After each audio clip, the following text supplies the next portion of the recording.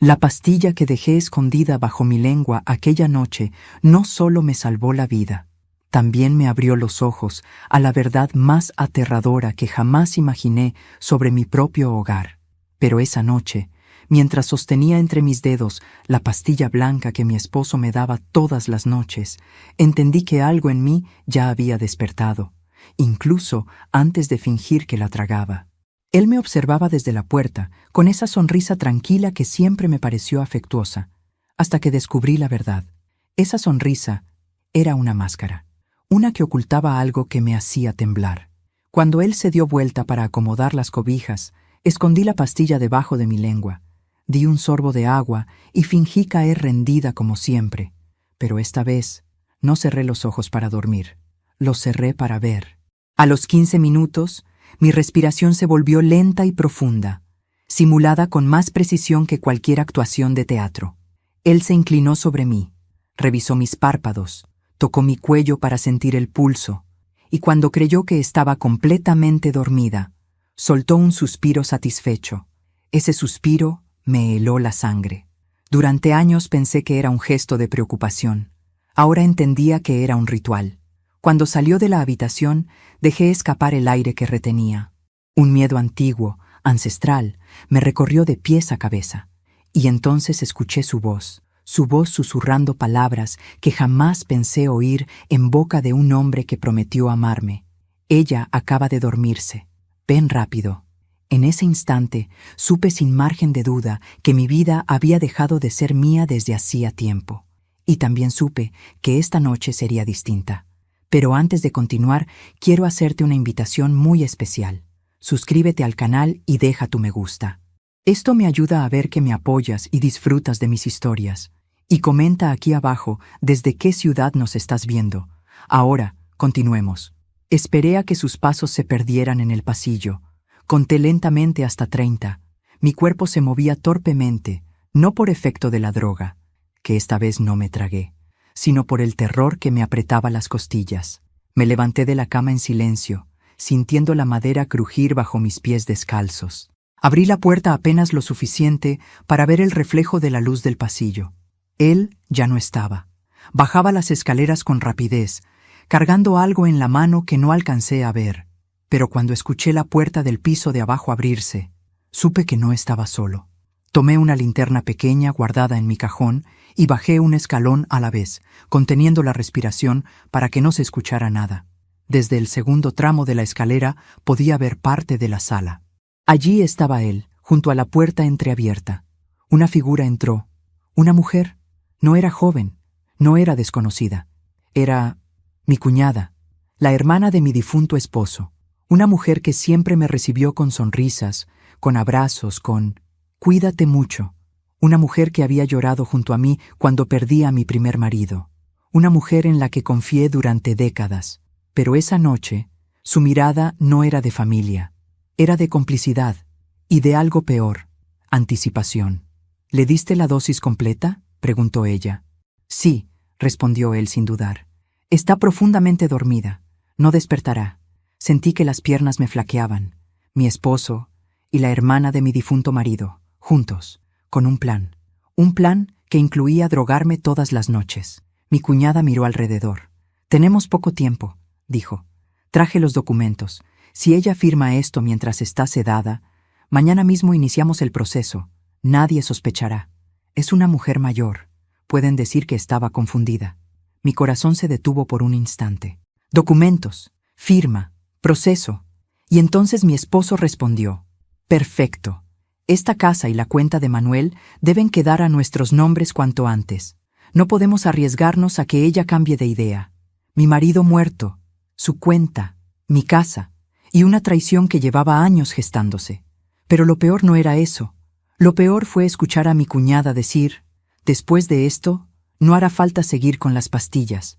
Con una caída bien planeada bastará para cerrar el asunto». La linterna se me resbaló de la mano. Apenas hizo un golpe leve contra el escalón, pero el sonido, en aquel silencio, pareció un trueno. Mi esposo levantó la cabeza. Mi cuñada se quedó inmóvil. «¿Qué fue eso?», susurró ella. «No lo sé», respondió él, «pero subiré a revisar». Su sombra empezó a acercarse a la escalera. Yo retrocedí un paso. Mi corazón ardía en mi garganta. Mis piernas temblaban. No sabía si podría correr. No sabía si podría fingir. No sabía si sobreviviría a esta noche. Pero sabía algo. Había despertado. Y esa sería mi única arma. Me quedé pegada a la pared del pasillo mientras escuchaba los pasos de mi esposo subiendo la escalera. Cada uno sonaba como un golpe sordo en mi pecho. Respiraba con dificultad, pero silenciosamente, como si mi cuerpo entendiera que un solo sonido podría sellar mi destino. Él avanzaba despacio, no con prisa, sino con calma, una calma que me heló. No subía buscando un ruido, sino buscando confirmación. Confirmación de que yo estaba dormida, drogada, inconsciente, indefensa. Me escondí detrás de la columna que separaba el pasillo de la escalera, conteniendo el aire en mis pulmones. Cuando su cabeza apareció en el borde del escalón, tuve que cerrar los ojos para que no notara el temblor de los míos. Lo escuché avanzar unos pasos más y detenerse frente a nuestra habitación. Abrió la puerta lentamente, la empujó con la punta de los dedos y entró. Sus pasos retumbaron suavemente en el piso de madera. Luego escuché cómo se acercaba a la cama, cómo movía las sábanas, cómo tocaba la almohada aún tibia. Permaneció allí varios segundos, respirando hondo, como si tratara de percibir mi presencia. «Todo está en orden», murmuró finalmente convencido. El sonido de su voz me revolvió el estómago. Luego bajó la escalera de nuevo y el sonido de su risa apagada se mezcló con la voz nerviosa de mi cuñada. Solo cuando escuché la puerta del piso de abajo cerrarse otra vez pude soltar el aire retenido. Mis piernas casi no respondían. Me apoyé en la pared y deslicé la mano por el pasamanos para mantenerme firme. Sentía mi piel fría, mis dedos entumecidos, mi corazón dolorido. Nunca había tenido tanto miedo. Nunca había estado tan cerca de mi propia destrucción. Pero esa noche también sentí algo más. Lucidez. Una lucidez que no había tenido en mucho tiempo. Caminé en puntas hacia la habitación. Cerré la puerta con suavidad y me apoyé contra ella. Todo giraba a mi alrededor como si la realidad estuviera tratando de asimilarse dentro de mí. Yo, una mujer que había sobrevivido pérdidas, enfermedades, golpes de la vida, estaba enfrentando ahora la traición más íntima y cruel, la del hombre con el que compartía mi cama. ¿Cómo llegamos a esto? La pregunta me atravesó como un rayo. Mientras me sentaba en la esquina de la cama, mi mente volvió atrás, muchos años atrás, cuando lo conocí. Él era el tipo de hombre que una mujer mayor, recién enviudada, frágil, vulnerable, cree que es una bendición enviada por Dios. Atento, educado, servicial. Me escuchaba durante horas. Hacía pequeñas cosas para ayudarme. Arreglar una ventana, traerme medicinas, cocinarme algo caliente. Me hacía sentir vista. A mis 64 años, sentir eso es peligroso. Porque el corazón, cuando se queda solo, confunde compañía con amor. Y yo confundí su presencia con un milagro. Qué ciega estaba. Con los meses, su dedicación se transformó en decisiones tomadas por mí sin consultarme. Su preocupación se convirtió en: déjame manejar tus cuentas, no te agobies con eso. Sus sugerencias se convirtieron en órdenes disfrazadas de cariño. Y yo cedí, una vez tras otra, pensando que eso era normal, que así funcionaban las segundas oportunidades en la vida, que el amor maduro era distinto al de juventud. Qué ingenua fui. Lo peor no fue la manipulación, sino cómo fue aislándome poco a poco sin que yo lo notara. Me convenció de que mis amigas eran negativas, que mis hijos no entendían mi dolor, que mi cuñada, ironía cruel, era la única que realmente velaba por mí. Me rodeó de un círculo pequeño, controlado, donde cada palabra que escuchaba pasaba primero por él. Y yo confié. Ahora, aquí, sentada en mi cama después de escucharlo planear mi desaparición, entendí algo que me hizo temblar. No se estaba aprovechando de mí por casualidad. Me había estudiado, me había elegido, me había preparado. Él no buscaba amor. Buscaba una viuda con bienes, sola, mayor, emocionalmente cansada, una víctima perfecta. Apreté los dientes, me levanté, caminé hasta el baño y encendí la luz. Me miré al espejo. La mujer reflejada allí tenía arrugas que contaban una historia dura, pero también ojos que se negaban a morir. Por primera vez en mucho tiempo, no vi debilidad, vi fuego, vi furia, vi vida.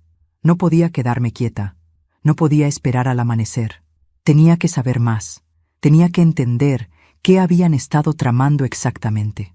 Me arrodillé frente al cajón donde él guardaba los frascos de las pastillas. Tomé uno, lo abrí, vacié una en mi mano y la observé bajo la luz. No era una pastilla común. Tenía un olor químico, ligero, pero perceptible. Era un sedante fuerte, uno que, administrado todas las noches, podía destruir la memoria, la coordinación, incluso la voluntad. Me llevé la mano al pecho. Quería volverme débil, quería volverme torpe, quería volverme confundida, quería convertirme en la excusa perfecta. Cerré el frasco con rabia contenida y lo dejé donde estaba.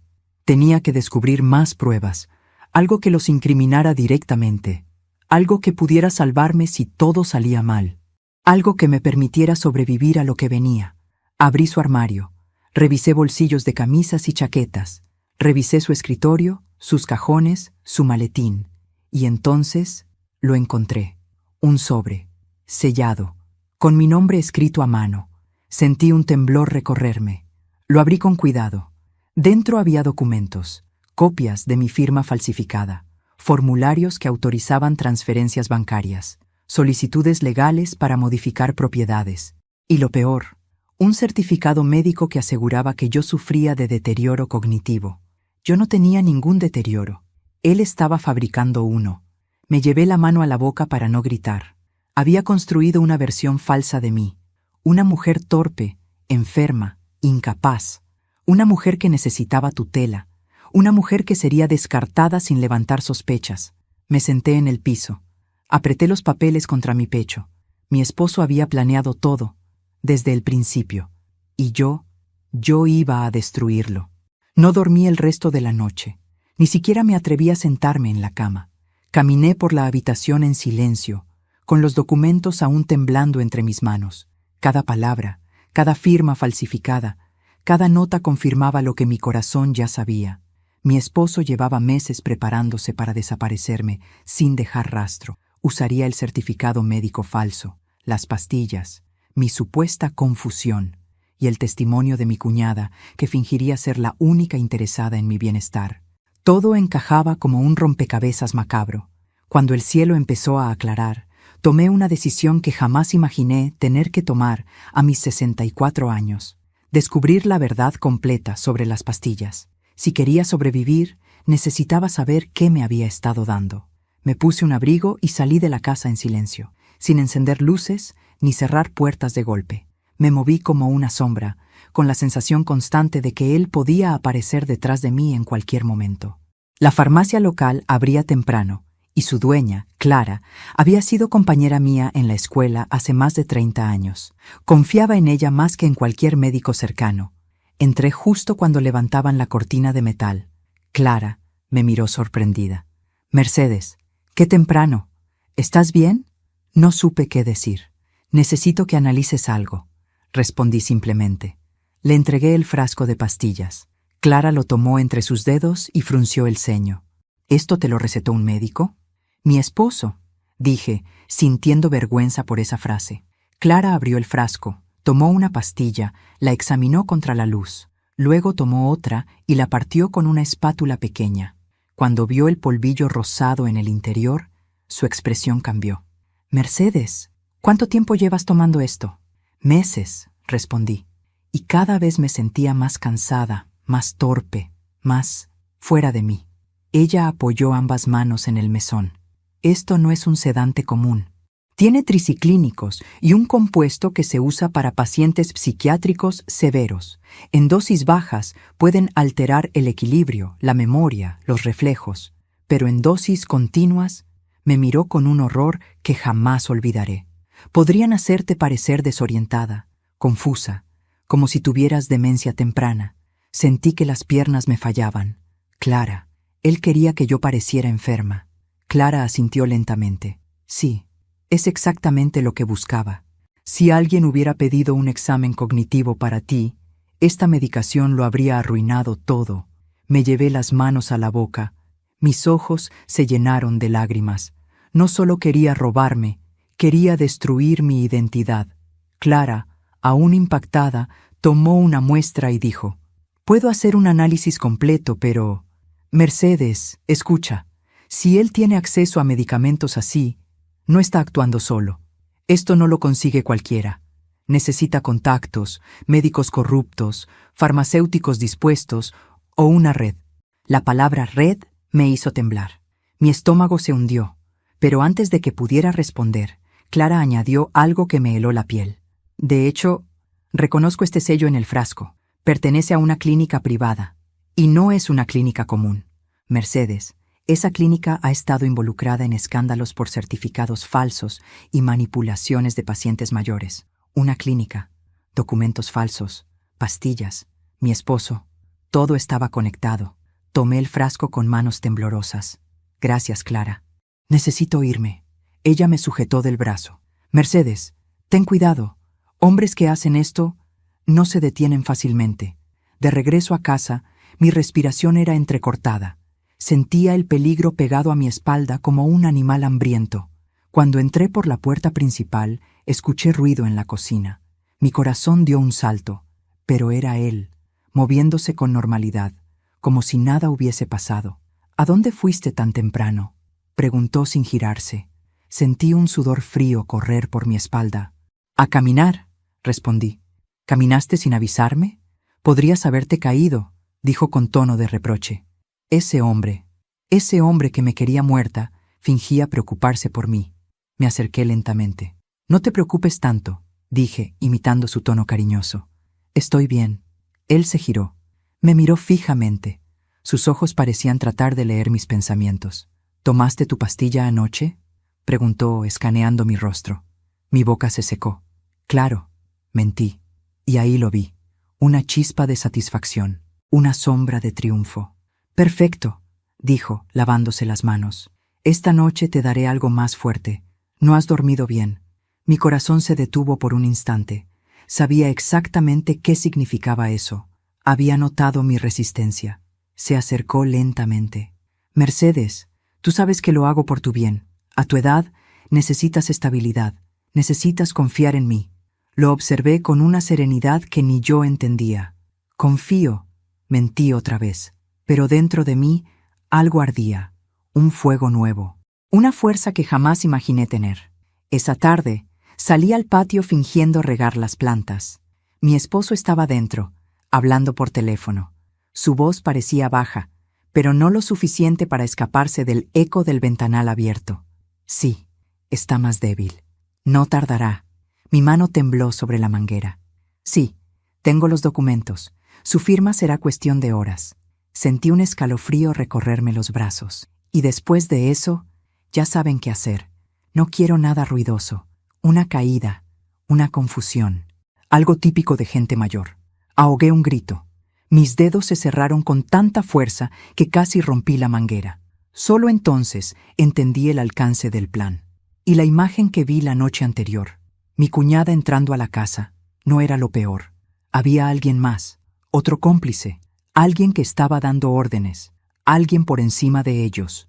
Una red. Una red construida para robar vidas de mujeres mayores. Y yo era solo una pieza más. Pero yo iba a convertirme en la pieza que destruya todo el tablero. Esa tarde, el aire dentro de la casa pesaba como plomo. Sentía que las paredes murmuraban secretos que hasta entonces habían permanecido ocultos, pegados al papel tapiz como insectos nocturnos. Mi esposo caminaba por la sala, hablando con alguien más, su voz baja pero firme. Yo fingía ver televisión, aunque no estaba mirando nada. Cada músculo de mi cuerpo estaba en alerta, como si hubiera desarrollado un nuevo sentido, uno que reconocía el peligro antes de que éste tocara mi piel. Cuando él subió al segundo piso para ducharse, supe que tenía una ventana corta para investigar. Había algo que me perseguía desde que escuché a Clara decir: «No está actuando solo». Debía descubrir quién más estaba involucrado. No confiaba en nadie, y al mismo tiempo sabía que mi vida dependía de encontrar respuestas antes de que ellos encontraran la forma de silenciarme. Caminé hacia el estudio. Aquella habitación siempre me había parecido demasiado ordenada. casi aséptica. Un escritorio impecable, carpetas etiquetadas, libros alineados con exactitud matemática, pero ahora lo veía distinto. Ahora parecía una cueva, la guarida de un hombre que construía mentiras con la misma paciencia con la que alineaba las esquinas de sus papeles. Abrí el primer cajón. Nada. El segundo. Solo bolígrafos y facturas. Pero el tercero tenía un doble fondo. Lo descubrí porque la madera sonó diferente cuando la golpeé suavemente. Introduje mis uñas en la ranura y tiré hacia arriba. El panel cedió.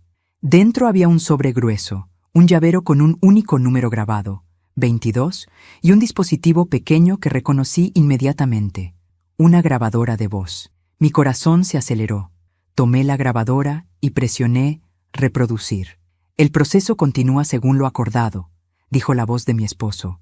Ella ya presenta signos de torpeza y confusión. La firma se hará pronto.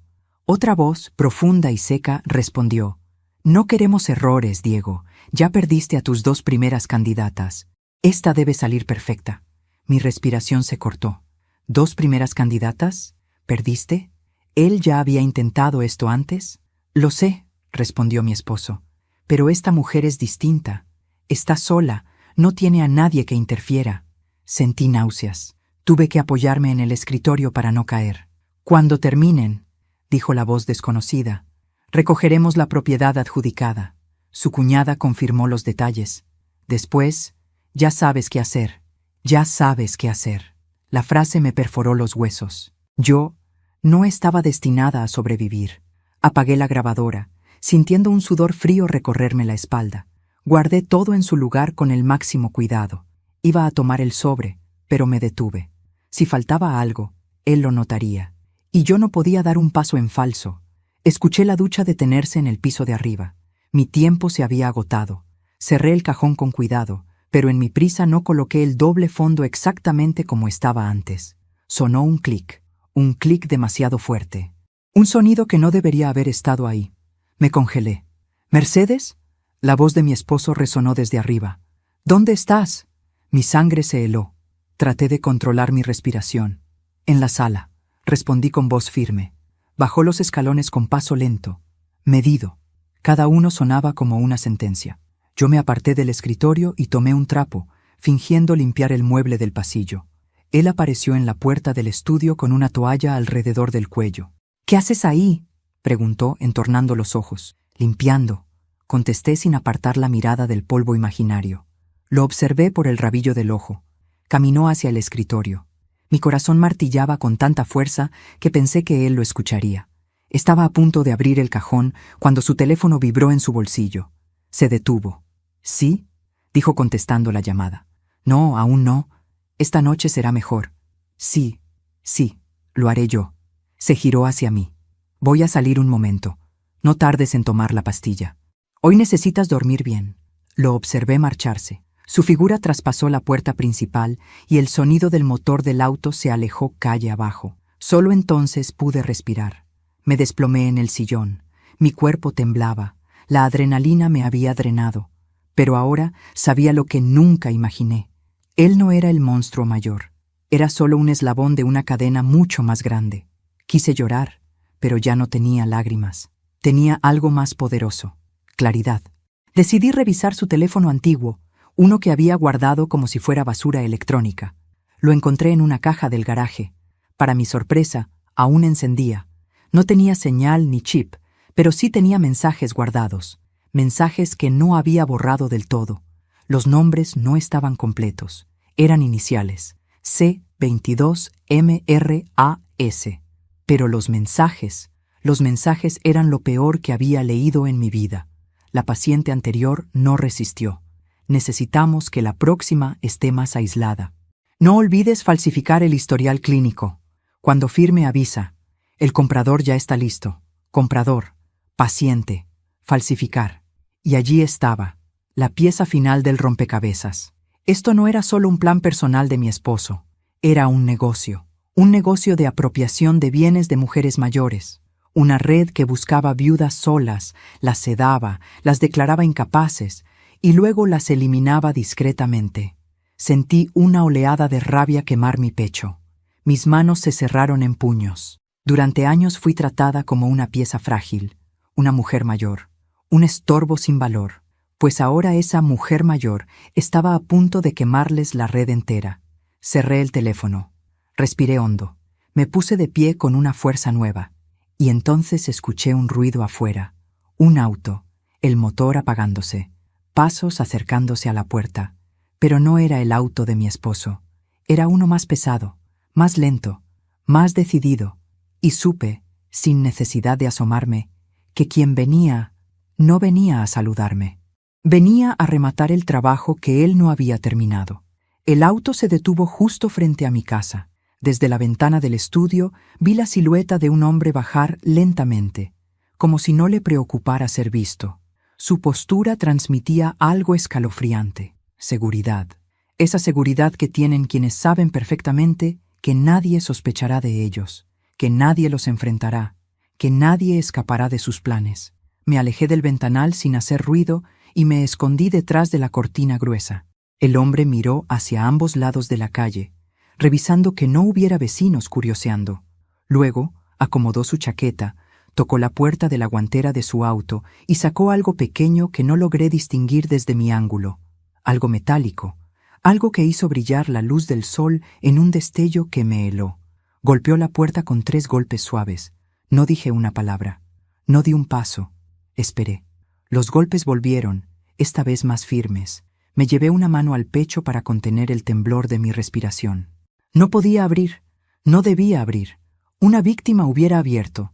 Una mujer drogada, débil y desorientada habría obedecido los golpes sin pensar. Pero yo ya no era esa mujer. Me alejé despacio de la puerta principal.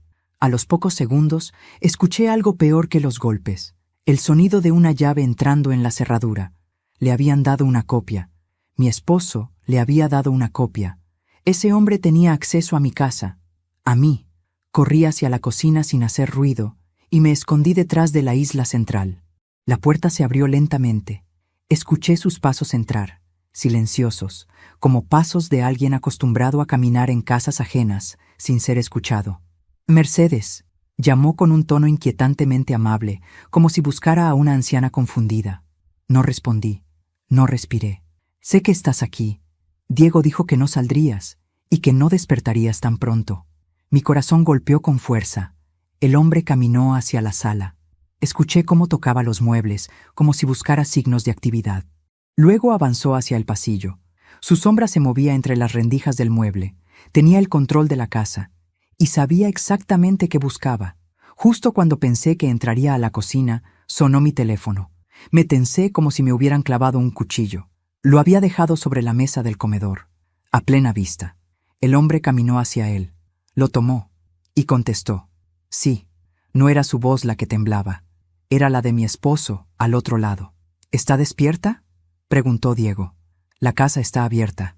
Su teléfono estaba aquí, pero no la veo. Búscala bien. Hoy debe quedar hecho. No podemos arriesgarnos a otra falla. Mi piel se erizó. Mi muerte era una falla para ellos. El hombre colgó. Sus pasos se dirigían ahora hacia la cocina. Mis manos sudaban. Mi respiración se rompía en pedazos pequeños. Iba a encontrarme. Iba a terminar lo que venía a hacer. Pero antes de que diera el siguiente paso, escuché otro sonido. La puerta trasera del jardín abriéndose. Y una voz susurrada. «Mercedes, soy yo, Sal». Era Marta, mi vecina, mi única amiga real. Me levanté de golpe y corrí hacia ella. Marta me agarró del brazo con fuerza y me sacó por el jardín corriendo entre los arbustos, sin preguntar nada. Ya estaba al tanto de todo. Le había contado esa misma mañana, cuando fingí regar las plantas. Corrimos hacia su casa y ella cerró todas las puertas con llave. Me dejó caer en su sofá, sin aliento. «¿Entró alguien?», preguntó. Asentí con la cabeza. No podía hablar. Marta se agachó frente a mí. «Tenemos que llamar a alguien de confianza. Alguien que no esté involucrado. Y no puede ser la policía local. Diego tiene conocidos ahí. Te recuerdo que trabajó años en la alcaldía». Tenía razón. Mi esposo tenía contactos, gente poderosa. Incluso esa misteriosa clínica tenía vínculos con funcionarios. Mi mente empezó a girar. «¿A quién podemos llamar?», pregunté con voz rota. Marta respiró hondo. Conozco a una mujer, se llama Ramona, ex-detective, jubilada después de denunciar corrupción. Es dura, Mercedes, y si alguien puede ayudarte, es ella. Sentí un hilo de esperanza. Llámala. Mientras Marta hacía la llamada, yo me levanté y respiré profundamente. El miedo seguía allí, claro, pero algo dentro de mí había cambiado. Había cruzado un límite del que ya no regresaría. Cuando Marta colgó, se acercó a mí. Viene en camino. Me dijo que lo primero es que entiendas algo. Tú ya no eres la víctima. Eres la testigo clave de un crimen en proceso. Testigo, crimen, proceso. Mi vida había cambiado de categoría. Ya no era solo la esposa traicionada, era algo mucho más peligroso y también mucho más fuerte. Me levanté, limpié mis lágrimas y me miré en el espejo de la sala de Marta. Vi a una mujer de 64 años, con arrugas profundas y ojos cansados. Sí, pero también vi algo más, determinación. Vi a una mujer que se había negado a morir. Vi a una mujer que había abierto los ojos. Vi a una mujer con motivos para luchar. Y entonces pensé en ti, que estás leyendo esta historia ahora mismo. Antes de continuar, dime aquí en los comentarios qué te está pareciendo esta historia hasta ahora y qué harías tú en mi lugar. No te vayas del video, porque lo que viene a continuación te pondrá la piel de gallina. Respiré hondo, volví a mirar mi reflejo y comprendí que había llegado el momento de contraatacar.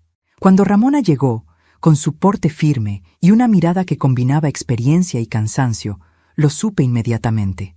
Había encontrado a mi primera aliada real. Mercedes, dijo entrando sin rodeos, no tienes idea de lo grande que es la red en la que estás metida. Pero tranquila, estás a punto de romperla desde adentro. Y así, con esas palabras, empezó mi verdadero despertar. Ramona se sentó frente a mí con una libreta pequeña, de esas que parecen insignificantes, pero que contienen vidas enteras. Tenía el cabello corto, canoso, y unos ojos que parecían capaces de atravesar la mentira más entrenada. Marta se quedó a nuestro lado, en silencio, como un escudo moral. Me sentía protegida, pero también expuesta. Hablar en voz alta de lo que estaba viviendo era como revivir un trauma con cada sílaba.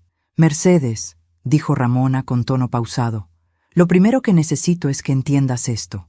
Tu esposo no es un improvisado, es parte de algo estructurado, de una red que opera desde hace años. Yo asentí. Lo descubrí anoche.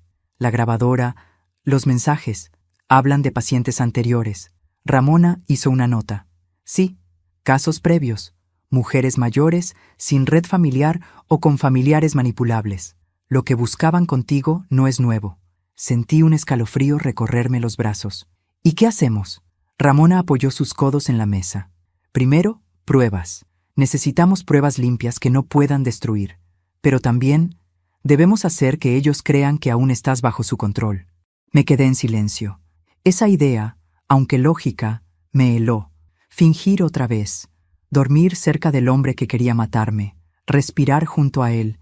Sentir sus pasos en la casa. ¿Tengo que volver? Pregunté con un hilo de voz. Ramona me sostuvo la mirada. Si no vuelves, él sabrá que despertaste. Y si lo sabe, no tendrás tiempo para escapar. Mi cuerpo se tensó como si una cuerda invisible me hubiera amarrado de pies a cabeza. No vas a estar sola, continuó ella. Te pondremos un dispositivo de grabación. Un micrófono pequeño. Cada palabra quedará registrada. Y esta vez, no será él quien tenga ventaja. Me miré las manos. Temblaban, pero no dije que no. No podía decirlo. Marta tomó mi mano. Mercedes, te quedas a dormir aquí esta noche. Mañana vuelves a casa con la cabeza alta. Y nosotros estaremos vigilando desde afuera. Ramona sonrió por primera vez. La clave es simple. Ellos creen que eres débil. Error fatal. Esa noche, mientras dormía en el sofá de Marta, escuché cada crujido de la casa como si fuera una advertencia. Mi mente reproducía la voz de mi esposo diciendo, esta noche será mejor. Pero a la vez, recordaba las palabras de Ramona. Esta vez no estarás sola. A la mañana siguiente, Ramona me entregó un pequeño micrófono escondido en un broche de mi suéter. Pártelo solo si estás en verdadero peligro, me explicó. Si lo partes, llegaré con refuerzos. No preguntes cómo. Solo hazlo rápido. Asentí. Sentí el metal frío del broche como una armadura diminuta, pero poderosa.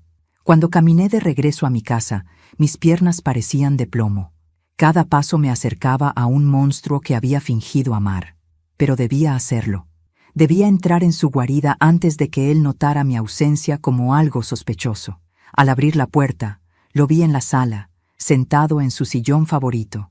Me observó con una sonrisa controlada. «¿Dónde estuviste anoche?», preguntó.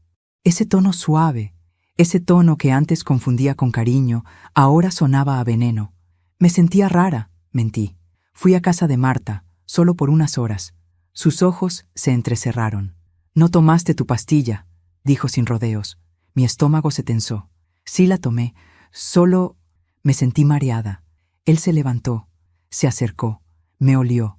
Literalmente me olió como si buscara rastros de algo.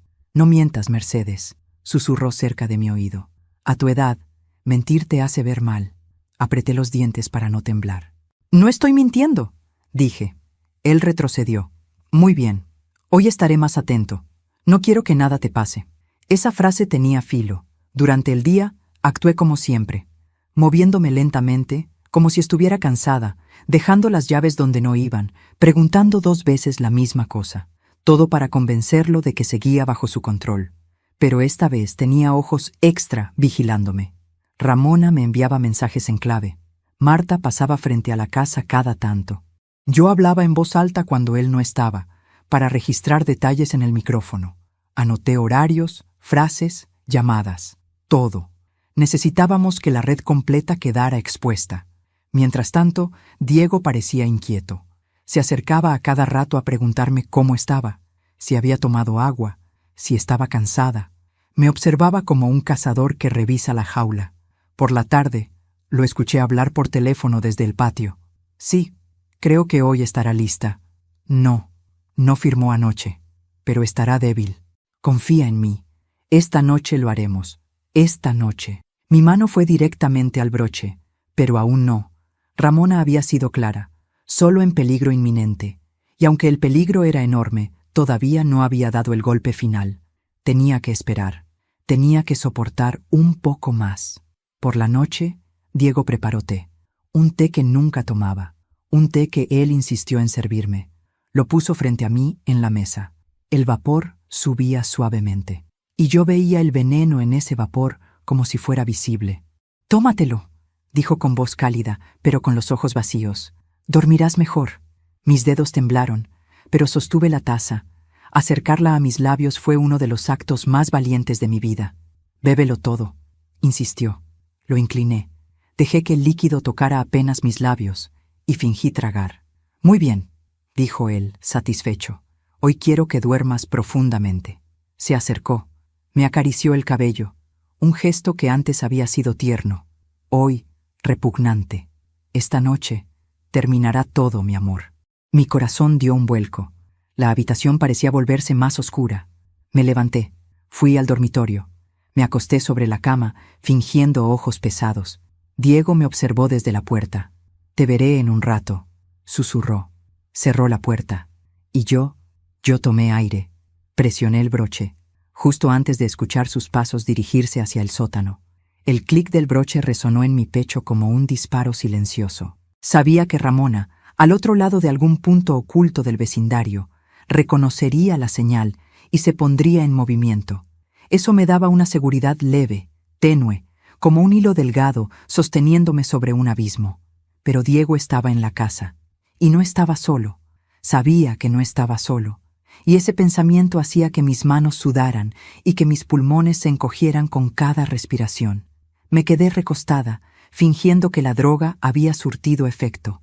Me concentré en mantener los ojos semiabiertos, con esa pesadez falsa que él esperaba ver. No podía parpadear demasiado rápido. No podía moverme. No podía siquiera tragar saliva con naturalidad. Tenía que convertirme en la mujer que él había moldeado durante meses, esa mujer débil, torpe, dependiente y dopada. Los pasos de Diego resonaron desde abajo, en el sótano. Un sonido que nunca me había inquietado antes, pero que ahora era el anuncio de una noche que había sido diseñada para ser mi última.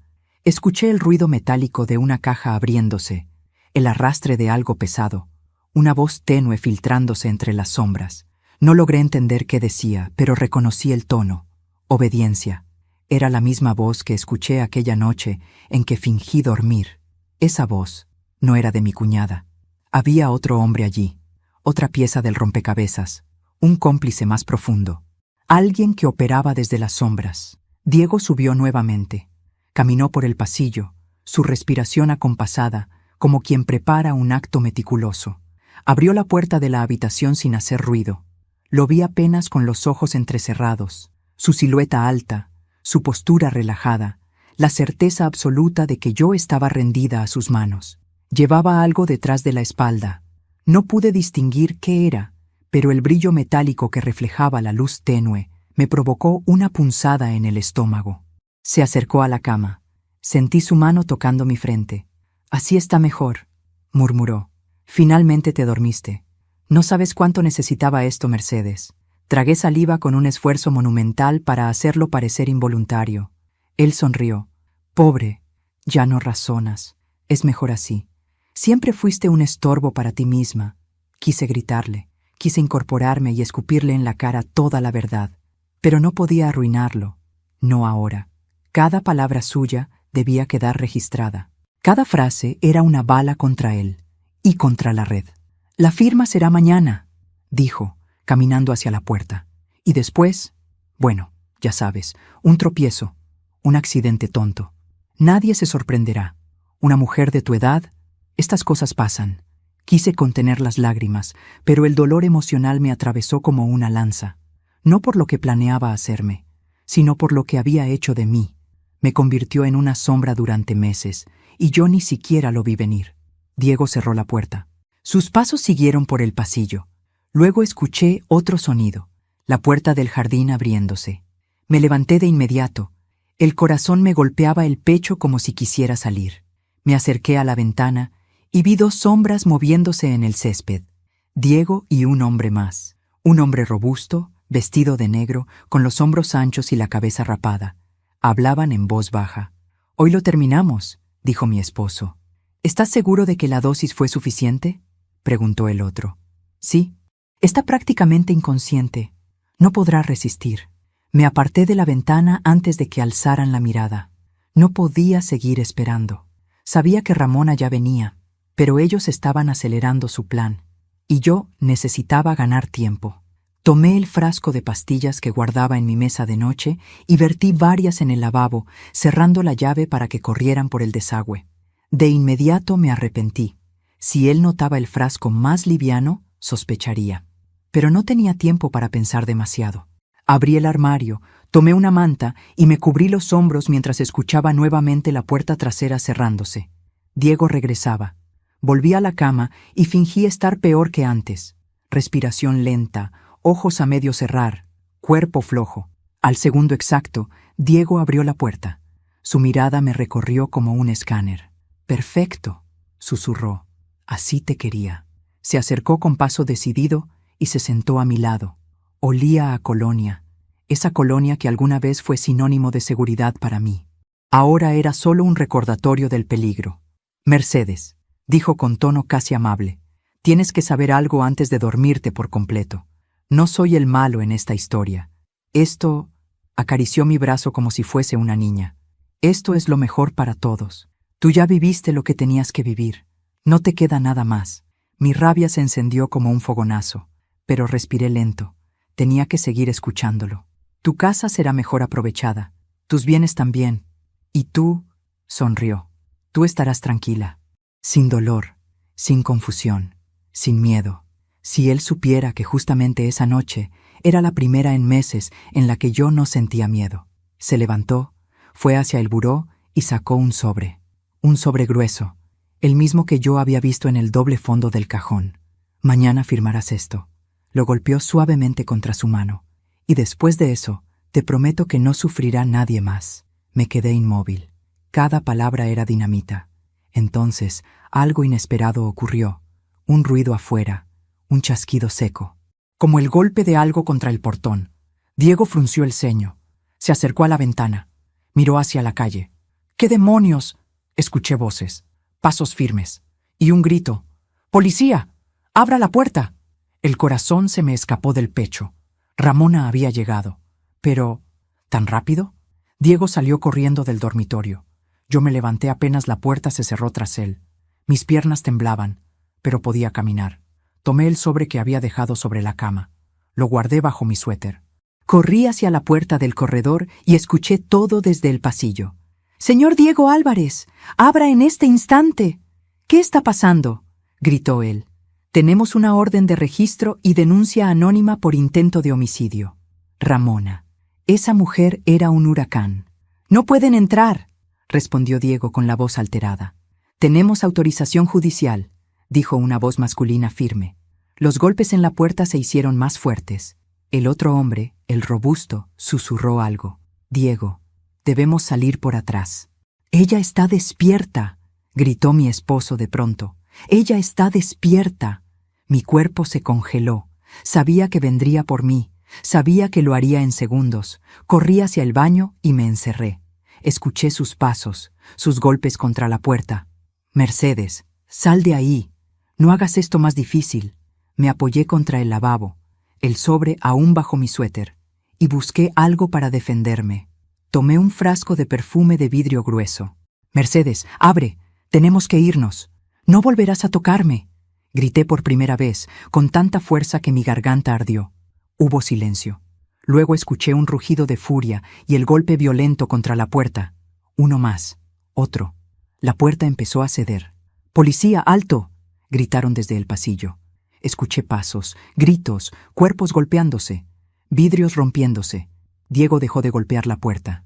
Hubo un forcejeo, un golpe seco y finalmente silencio.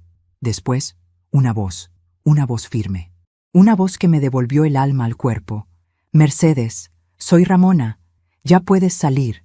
Abrí la puerta con manos temblorosas. Ramona estaba allí, con el cabello despeinado, la camisa manchada de polvo, pero con la misma fuerza en los ojos. «Lo atrapamos», dijo. Y al otro también. Me abracé a ella sin pensar. Mi cuerpo se quebró en un llanto largo, profundo, antiguo. Un llanto que no era de tristeza, sino de liberación. «Esto no ha terminado», agregó. «Falta la red completa. Pero tú ya no estás sola. Y no estás en peligro inmediato». La miré. Por primera vez en meses pude respirar sin miedo, y ahí supe que la guerra no había acabado. Pero yo ya no era una víctima. Era la mujer que sobrevivió para derrumbarlos a todos. Los minutos posteriores al arresto de Diego se sintieron irreales, como si caminara dentro de un sueño borroso, donde las voces eran ecos y la casa parecía un escenario ajeno. Policías entrando y saliendo. Ramona dando instrucciones con autoridad. Marta sosteniéndome por los hombros como si temiera que me desvaneciera. Yo los veía moverse, hablar, tomar fotografías, recoger pruebas, pero todo me llegaba como desde otra dimensión. Mi mente aún luchaba por aceptar que estaba viva. Aún más difícil era aceptar que estuve a minutos, quizá segundos, de dejar de estarlo. Me senté en la sala, con las manos sobre las rodillas, respirando despacio para evitar que el temblor me consumiera. El sol comenzaba a asomarse por la ventana, bañando la habitación con un brillo suave que contrastaba violentamente con el infierno que acababa de ocurrir en esa misma casa. Ramona se acercó y se sentó frente a mí. «Mercedes», dijo con voz firme, pero también con una ternura inesperada. «Ahora es cuando comienza la parte más larga. Reconstruirte». La miré. «No sé cómo hacerlo». «Sí sabes», respondió ella.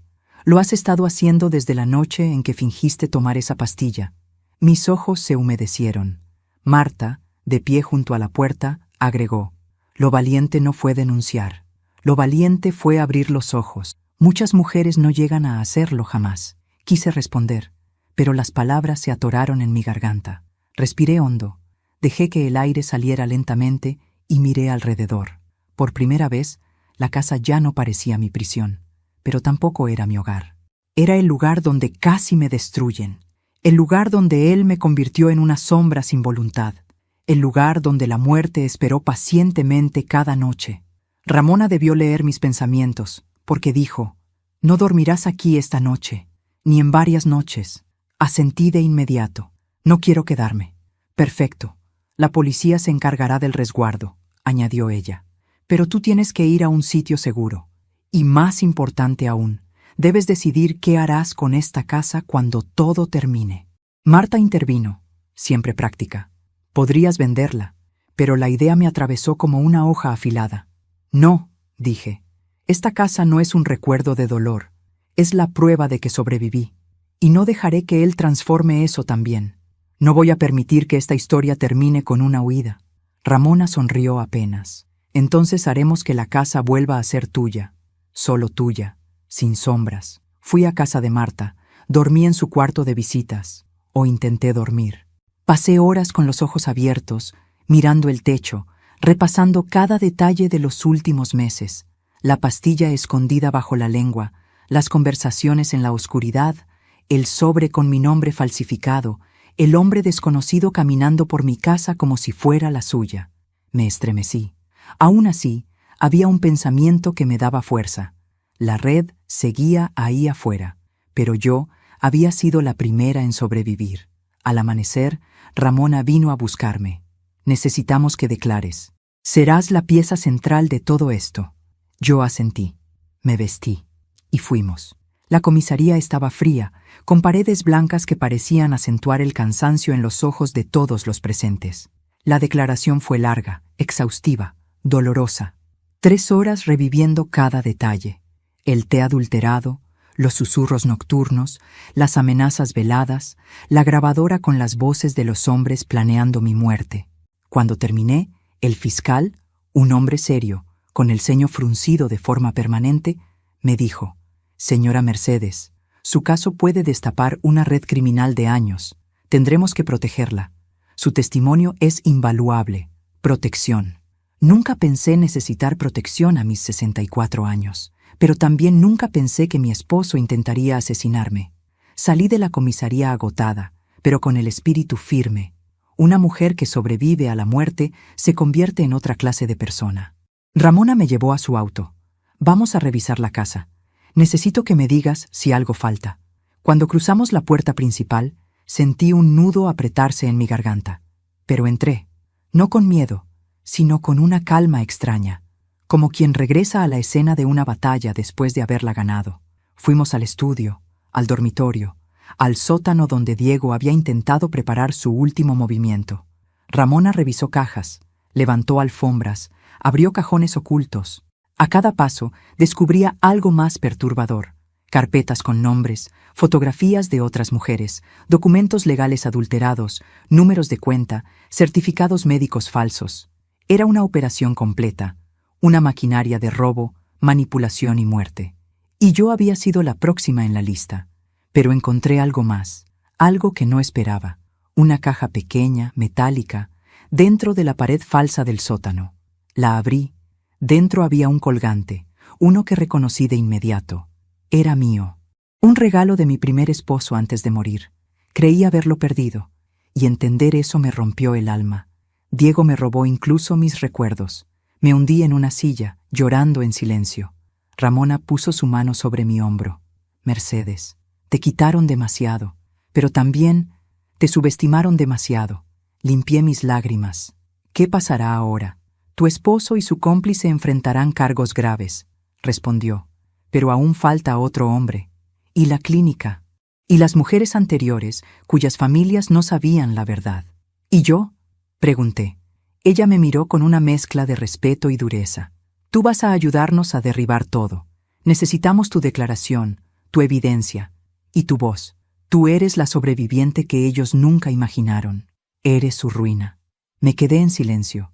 Sentí un fuego que no había sentido desde hacía décadas. Un fuego que nacía del dolor, pero crecía con valentía. Pasaron días, luego semanas. Diego fue formalmente acusado. Su cómplice también. La clínica fue intervenida. La prensa habló de una red de explotación de adultos mayores, pero nadie sabía toda la historia. Solo yo, y Ramona, y Marta. Una tarde, Ramona vino a visitarme. «Tenemos buenas noticias», dijo. «Tu testimonio provocó que 2 mujeres más se presentaran. Ellas también fueron víctimas. Sobrevivieron. Pero tenían miedo de hablar. Mi corazón se apretó. ¿Están bien?». «Ahora sí». respondió ella. Gracias a ti. Y entonces dijo algo que jamás olvidaré. A veces, Mercedes, la justicia necesita que una mujer mayor se canse de tener miedo. Sonreí. Una sonrisa pequeña pero verdadera. Cuando todo se calmó un poco, regresé a mi casa de playa. Caminé por cada habitación.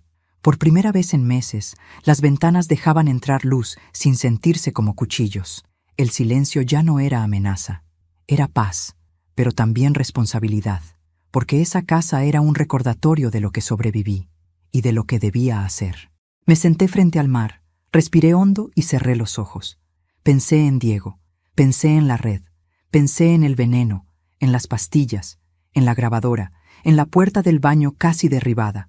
Pensé en todo lo que perdí, pero también en todo lo que gané.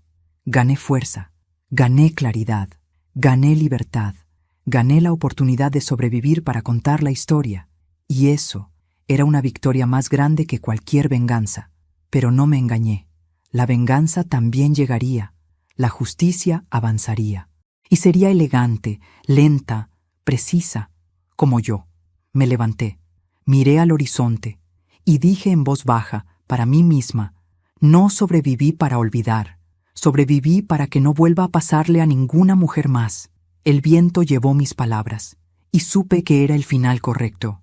El sol caía lentamente sobre el mar cuando comprendí que, a pesar de todo lo vivido, el mundo no había dejado de girar. Las olas seguían rompiendo con la misma cadencia de siempre. Los pájaros aún cruzaban el cielo buscando refugio, y la brisa tibia seguía acariciando la arena como si quisiera recordarme que la vida, incluso después del horror, siempre encuentra una forma de continuar.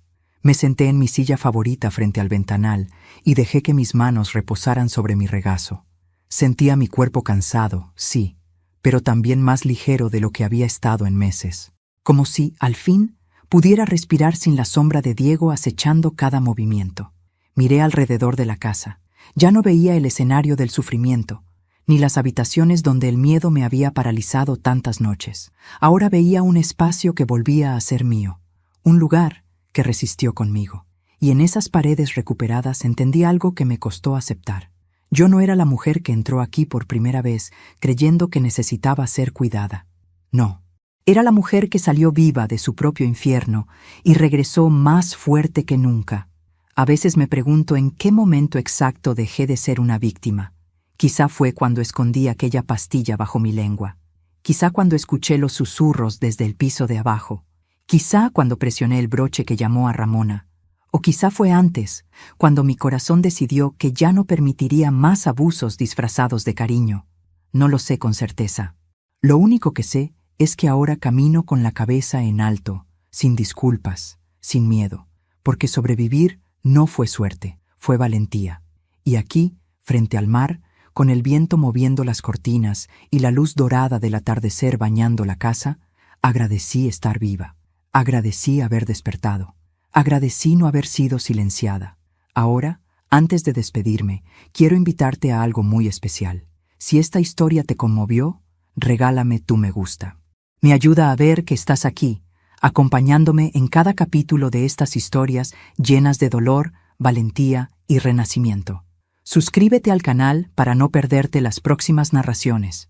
Cada historia trae un mensaje profundo, un giro inesperado y un corazón que late fuerte al final. Y cuéntame en los comentarios, ¿desde qué ciudad nos estás viendo?